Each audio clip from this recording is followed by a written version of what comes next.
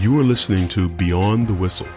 Beyond the Whistle is the show that takes you beyond the X's and O's to provide tips and advice on the business of sports and how sports professionals can advance in their careers.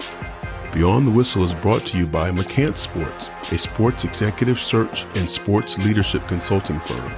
Learn more at mccantsports.com. Welcome to Beyond the Whistle. I'm your host, Odell McCants, and thank you for listening. March Madness is finally here, and for college basketball fans, this time of the year means brackets. Fans are entering their NCAA tournament pools, filling out brackets, and probably losing to someone who hasn't watched a single game all season. They picked the winning team because their Aunt Sally went to school there, or they like the nickname or uniform colors. But for college basketball coaches and those working with coaches, March means change. Often referred to as the coaching carousel, this is the time of the year that some head coaches will advance to new jobs and some will be terminated. For assistant coaches, some will become head coaches for the first time, and some will step to an assistant coach position at a higher level program. And for those assistants whose head coach has been fired, they'll have to navigate the process of a lateral move or even taking a step down. My guest today is one of the leading advisors to college basketball coaches. As founder and president of the BDS Agency, Brian Stanchak has, in just a few short years, grown the BDS Agency into a leading boutique agency representing coaches of women's college basketball. Brian is a former college basketball coach and athletic director himself, so he's able to advise clients on their careers and job searches from experience on both sides of the process. Brian, welcome to Beyond the Whistle. Thanks so much, Odell. Really happy to be here and share some information with you guys and your listeners. Great. So, Brian, at this time that we're recording this episode, most of the women's conference basketball tournaments have concluded and the men's conference tournaments are in full swing, which means what's commonly referred to as the coaching carousel has begun. Get started first with head coaches being let go by schools, and we've started to see that occur. And then those openings start to get filled with the hiring of other coaches, which in turn creates openings at their schools. And that's when the carousel's in full swing.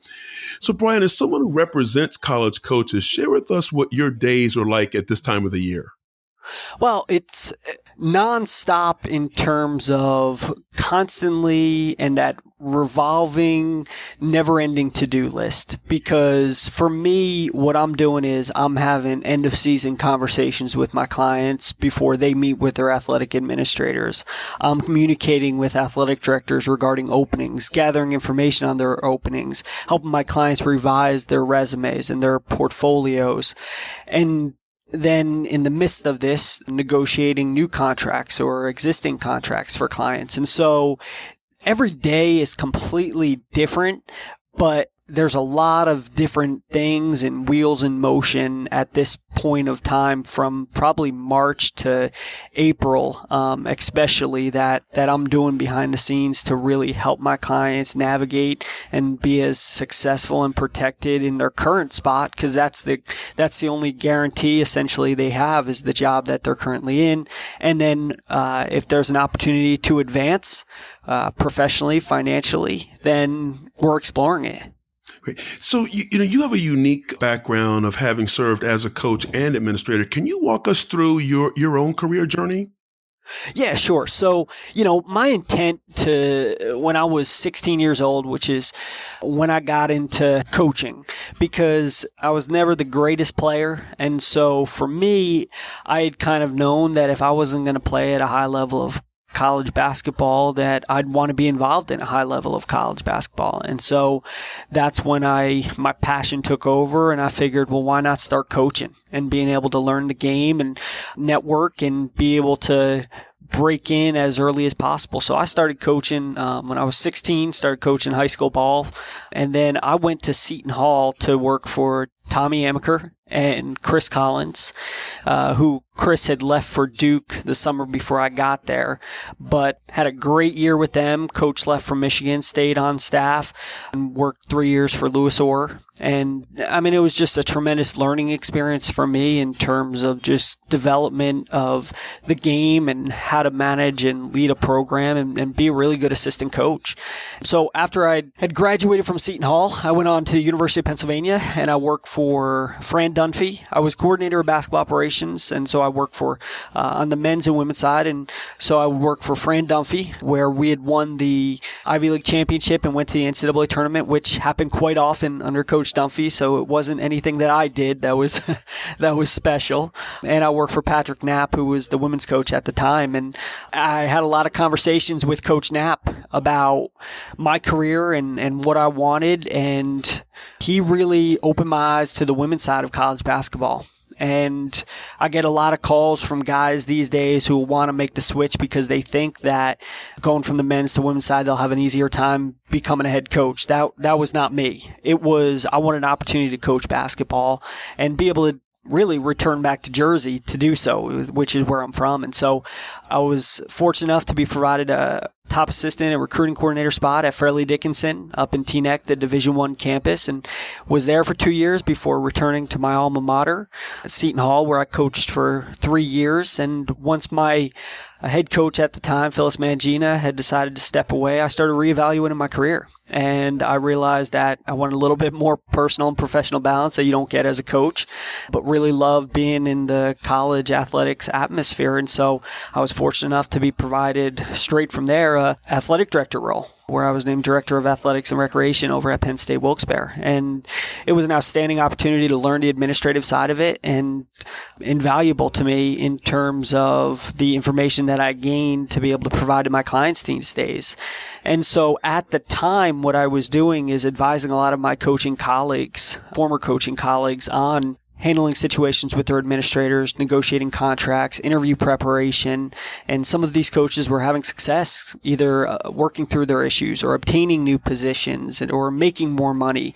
And I thought, well, heck, I'm not benefiting from this. And I thought that there could be a really good value from having the experience on both sides of the table as a coach and AD to provide insight to really help my clients grow. So that's how I got into my field. I'm not someone who just went to law school, decided that, hey, I can make money off coaches. I'm sincerely invested in helping my clients and coaches in general, just because of I understand what they go through and the sacrifices they make on a daily basis. Yeah, that's great background. And first, I have to go back to the Tommy Amaker mention, because growing up in Northern Virginia, and Tommy's a couple of years older than me. Tommy was my idol, Brian. I admired Tommy as a person, and I wanted to be and do everything Tommy did. And he's someone I still admire greatly today. Yeah, I think that I learned more that 1 year working for him than I did anywhere else. I mean, just in terms of what he brought to Seton Hall, and he had already been there for a couple years, but the way that the program was ran top to bottom in terms of everything in just a first-class manner was unbelievable. And I say that with all sincerity, that he's the reason I went to Seton Hall. I wanted to learn from him. You know, I had gotten to know him working summer basketball camps, and there was no way at the time I wanted to go anywhere else to learn from anyone else. And so obviously I was devastated when he had went to Michigan. But, you know, for me, he's always been a mentor and someone I've always kept in touch with and looked up to. I actually had a chance to visit with him a couple months ago over at Harvard, and he's just doing phenomenal things. And I think that's a great environment for him and his wife over there at Harvard. He's only going to continue to do better and better things for them and that program. Yeah. So, Brian, you mentioned a little bit of it previously, how you're working with your clients during this time of the year. What services do you provide, and how are you working with them throughout the rest of the calendar year? That's an advantage that I have and that I choose to have over other agents, in the sense that I'm only working with basketball coaches. Now, we do have a few men's clients that have come recommended from either athletic directors or through my women's clients, but they're very minimal compared to my women's clients.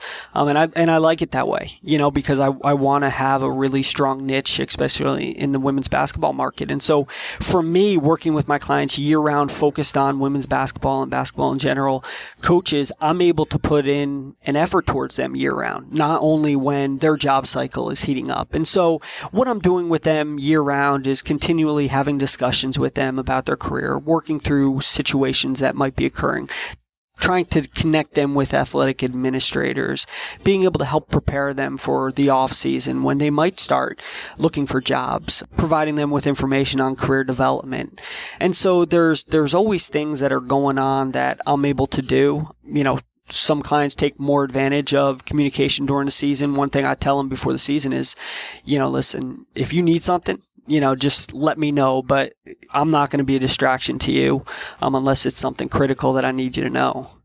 I've been a follower of yours on Twitter for a while, and I encourage you listeners to follow Brian on Twitter at BD Stan and his agency at the BDS Agency. And Brian, the thing that stands out with me about you on Twitter is the interaction you have with your clients. And it's both ways. You're sharing your support of them when they win games and when you visit one of their games or practice, and they in return are sharing their appreciation of what you do for them. I think it speaks volumes to the relationships you have with your clients. And man, let me tell you, coming from the player side of the agent business, that's not something I'm used to. I mean, having a client appreciate what you do for them and share that on social media, I would have loved to have gotten just that one time, but gotten something like that.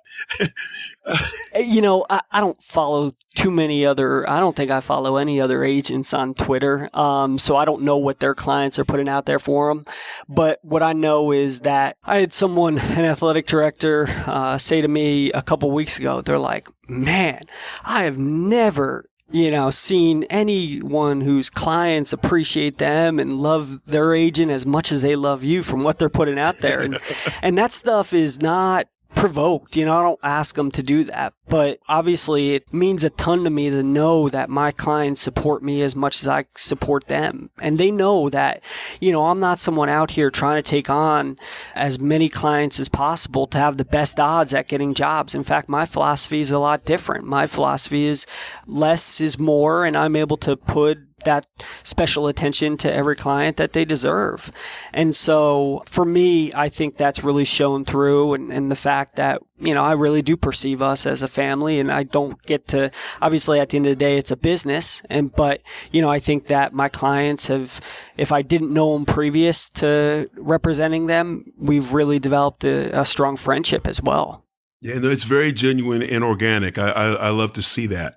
And speaking of Twitter, just yesterday, you tweeted what I think is a very profound statement. You said, if you're calling someone for help with a job and you haven't talked to them since you needed help, last off season, you're wasting time. What exactly do you mean by that? What I mean by that is that relationships are developed in the off season. And so when I say the off season, typically for basketball coaches, that is in season. If you have not kept in touch and maintained a relationship with someone that can be an asset to you or help you with a job, and the only time you're reaching out to them after you have last spoken to them or they had last helped you is when you need help with something, maybe it's making a call to an athletic administrator or a head coach on your behalf, the likelihood that they're going to do so, or at least do so passionately, is slim because they view it as a one-sided relationship. So that's what I mean by don't reach out when you need something. I had sent a tweet out today. Relationships are developed not the one day that you need something. It's the 364 days you don't. That's important to be able to build a continuous relationship. And it doesn't necessarily mean that you need to call the person every week. But, if you're sending them a message at Christmas or every couple months to check in, text message after a big game, or calling to just say hi, every few months, I mean, that's fine. But if you go a whole season and don't talk to the person and then all of a sudden you need them to make a call for you, it's probably not going to happen. Yeah, absolutely. I personally, I try to check in and stay connected to my, inner circle and advisors and network, if you will, about once every 6 months. And it's not something that's scheduled on the calendar, but just as you mentioned, just kind of an organic reach out to show that you care. And then if you're doing it like every 4 or 6 months or so, you're exactly what you meant. You're not finding yourself reaching out when you need something. Yeah, I mean, I see it this time of year too. I mean, my phone blows up with all these coaches who want representation because they want another job. And to me, though, it's in the sense the opposite of the way I want to work with my clients, because I'm not a search firm. I can't promise you that I'm going to be able to get you another job. And so if you're only looking to build a relationship with me when you want to get another job, since I can't promise that's going to happen, what's your feeling is going to be towards me if that doesn't happen, if you don't get that other job? And so I want us to build a strong enough relationship to know that, one, I know how to adequately help you reach your goals, but also to know that this is a long-term relationship and that there's no promise of immediate success from just coming on board and working with me. So, Brian, when you're working with a client who's active in a search, in an open position, recognizing the fact that each search and placement is going to be unique, can you walk us through what the typical process or what that process or cycle looks like? Yeah, I mean, as you said, no search is exactly the same. Sometimes the athletic director will want to lead it exclusively. Sometimes the SWA will be leading the search. And the athletic director will obviously make the final decision. And so every search is completely different. Search firms are starting to get involved a little bit more on the women's side. And so it's my job to find out as best I can who are going to be those influential decision makers, who's going to be leading the process, to be able to get in touch with them and be able to find out what they're looking for. And if I have clients that fit what they're looking for, who are interested, I'll be able to present it to them. You mentioned search firms. How often are you seeing search firms involved in hires of your clients and on the women's side of the game in general? Last year I felt like there was more than previous history. I feel like there might have been 4 or 5 schools that had used a search firm. In the past, it was very uncommon for it to happen on the women's side. The men's side, almost, it seems like every athletic director is using a search firm. This year, I'm familiar with, I think, 1 or 2 that are going to be using a search firm. So it's starting to become more prevalent, but the big money is for some of these firms are with the athletic directors at men's basketball and football searches. And so a lot of these search firms aren't going to put a lot of resources towards the smaller end searches like women's basketball unless they want to use it as an in to be able to develop relationships with the schools to get those future searches. And when you are working with a client in one of these searches, what is your approach to positioning your client to be considered and interviewed for openings, and how are you working with them, through that process? Well, again, it doesn't matter what I want, what they want. To an extent, it matters what the university wants. And so if I have a client that fits what they're looking for based on profile and experience, then I'm going to be honest with my clients and I'm going to tell them, listen, this is probably not likely, or you fit what they're looking for. And if they don't fit what they're looking for, I'm never going to discourage them from applying, but I'm going to be honest and let them know that, you might be spinning your wheels here. As far as the clients who are fit, we go through the process of trying to establish what their network is and who might be assets to be able to help them validate maybe some of the communication that I've had with athletic administrators of that school. And then we just work strategically through the process of making sure that any type of communication is discussed and is strategic. And if they're going to get an interview, we prep them for the interview as best as possible. I mean, I always say, like, who better to prep a coach for an interview than a former athletic director who did interviews of coaches. And so, we'll go through that interview process with them and help them really put together a portfolio that's going to stand out. Does that process or even your work throughout the year differ working with a head coach as opposed to an assistant coach? Or do you work with assistant coaches at all? In terms of assistant coaches who want to be head coaches, or is that what you mean? Right, correct. When I got started, it was never my intent to get in the agent business and target BCS level head coaches. My intent was always to get in to be able to work with coaches, assistant coaches, or non-Division I head coaches who were right on the verge of becoming a Division I head coach, who had that potential, just maybe need a little extra exposure, little extra guidance, a little extra push to get over that hump. And so that's who I had started working with initially, and within the first 3 years, we've worked with 19 clients who became first-time Division I head coaches, whether they came from being assistant coaches or non-Division I head coaches. And so, obviously, our head coach client base is pretty large now, and that's only because we've had so many clients become head coaches.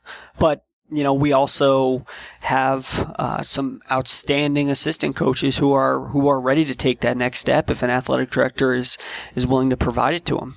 In episode 2 of Beyond the Whistle, my friend Kevin Sutton, assistant men's basketball coach at University of Pittsburgh, shared that he believes an assistant coach's number one job is to help make his or her head coach successful. And I think you probably agree with that. Am I correct? Absolutely. Yeah. So with that in mind, how can assistant coaches balance their personal career aspirations with being their best on their current job, and especially at this time of the year when teams and coaching staffs need to really hyper focus on winning tournament games and championships, but at the same time, you have this job market, open up at the same time that may have their interests as well. How can they best balance those two? Well, that can be an asset of working with an agent because my clients don't need to spend as much time trying to gather information on the position or I'll help in terms of helping them refine their resumes or cover letters or communication they might have with athletic administrators. So I feel like I save them a lot of time in that aspect. But it's critical year round to be able to spend and focus a little bit of time on you. And what I mean by that is I always say take 25 minutes a day to spend on you with networking, because you get in the habit of it. And what it's going to do is it's not going to put you behind when, as we talked about before, you do need something from someone. And so to take 25 minutes each day throughout the course of the season and when things are busy, to be able to send some emails, some texts, make a phone call, to be able to continue that development, that's going to help you. At the end of the day, getting a head coaching job, everything needs to be played perfect.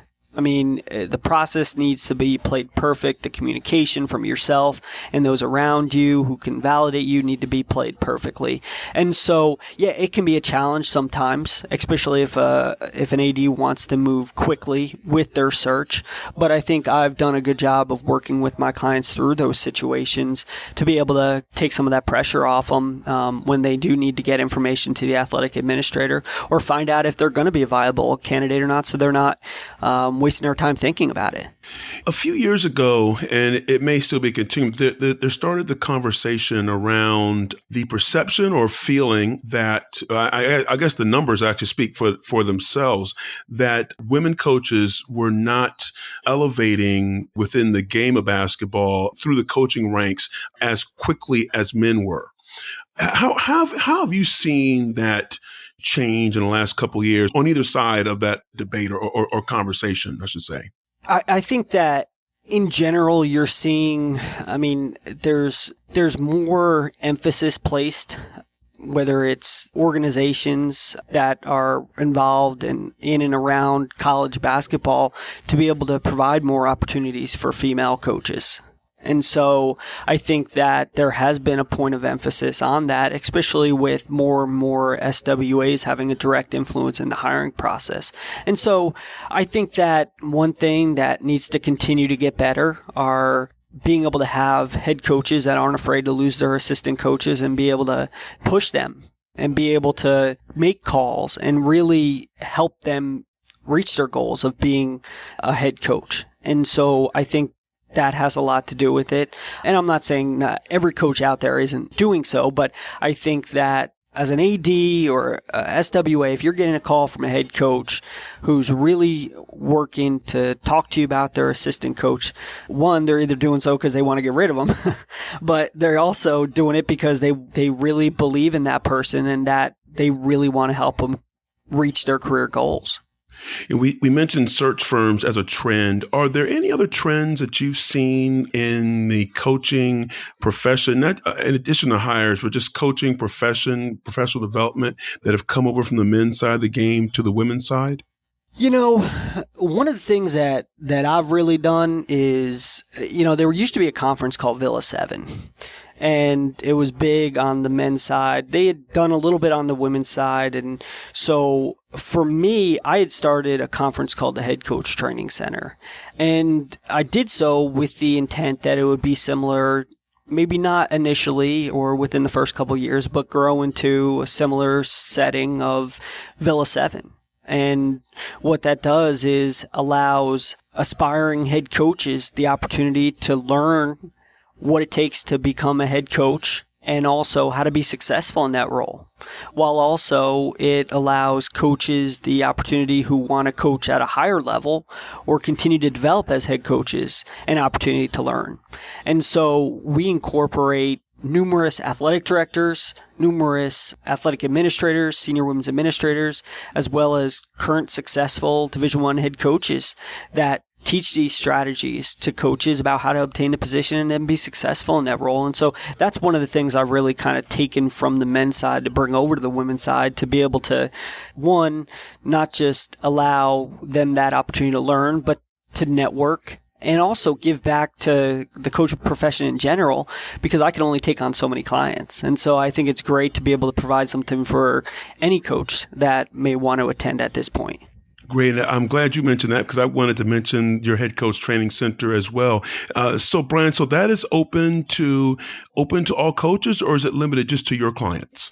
No. So what the head coach training center is right now, it's open to any men's, women's basketball coach that wants to attend. Obviously the speakers in terms of head coaches are women's basketball coaches, but in fact, we have a lot of men's coaches that will want to come because it allows them an opportunity to learn the same strategies that they would need to learn anyway on the men's side in terms of pursuing positions, but also network with the athletic administrators that are present at the event. So right now it's open to anyone. I think my goal is to eventually get it to be invitation only and continue to do a session that would be open to anyone and everyone.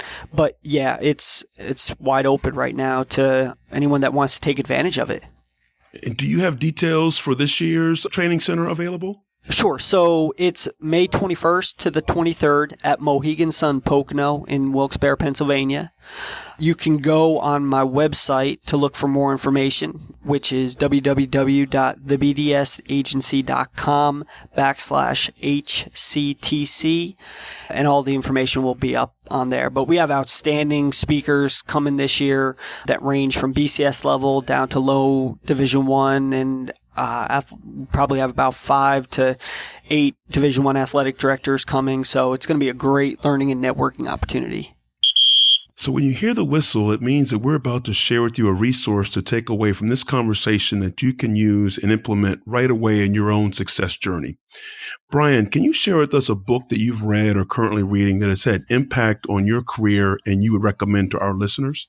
Sure. So, for me, as a former basketball coach, I was always intrigued, not necessarily with the game of football, but I was always intrigued with football coaches and what they did because, as a basketball coach, you manage 12 to 15 players in most cases, and you manage 3 to maybe 8 staff members, depending on where you're at.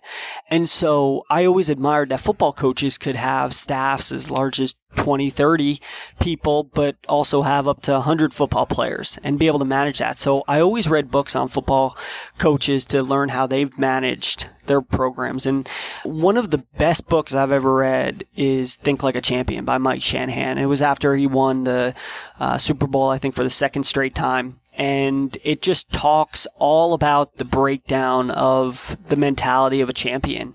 And what really stands out are just the details, the importance of the details in terms of your everyday life within the profession, and not just in coaching, but in business in general, and how some of the little things. I think there's a chapter in there called Sweat the Small Stuff. The opposite of what you typically hear. Don't sweat the small stuff, because those little things are critical. So yeah, absolutely. I mean, I've recommended it to my clients. Think Like a Champion. It's an older book, but it's certainly one of the best books that I've ever read. Yeah, it's interesting you mentioned that because I feel the same way about football coaches. I mean, they are truly CEOs running and leading an organization. I mean, on the field, I think they impact a game more than any other coach. That's just my personal opinion. I've always said if I could coach one sport, I'd love to be a football coach. Yeah. But you're truly right. They truly are CEOs, and I think that Think Like a Champion is a great recommendation for our listeners. Thank you for that. So, Brian, thank you so much for taking time to be on Beyond the Whistle, especially during what I know is a busy time of the year for you. I mentioned your Twitter handles earlier, but can you please share with us again where listeners can learn more about you on Twitter and your website as well? Sure.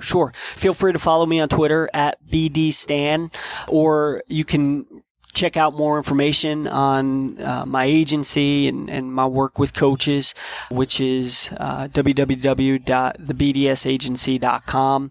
I try to not just promote my clients on social media, but also provide little tidbits towards aspiring coaches or coaches moving up in the profession, or anything within the industry that I think would be valuable to share. So obviously this time of year becomes a little bit tougher to share that information while I'm so busy, but that's my information, and I'm always happy to provide any insight to coaches that may reach out and desire to learn a little bit more about what they can do to move up in the profession. I think it's always good, having been a former coach myself, knowing that, there's a lot to learn, and I want to be someone that can be able to at least provide maybe one or two tidbits to help someone break into the profession if I'm able to. Well, Brian, thank you very much. Thank you. I really appreciate Brian taking time to join the show during what is a busy time of the year for him. I share Brian's interest in studying football coaches and encourage you to check out his recommended book, Think Like a Champion, Building Success One Victory at a Time by former NFL coach Mike Shanahan. There's a link to the book in the show notes, where you will also find links to Brian on Twitter, the BDS Agency website, and their head coach training center. Lastly, as we are now in that time of the year of the coaching carousel of college basketball, it is an unfortunate reality that some coaches are being let go by schools. And I say unfortunate because it's never good to see anyone lose their job. I think we lose sight of the fact that a termination, even if there is a monetary buyout involved, impacts lives. In addition to the impact on a head coach or his or her assistant coach's careers, their families impacted as well. Spouses and children most likely have to uproot and move. And there's also impact on the institution and its athletic director and leadership.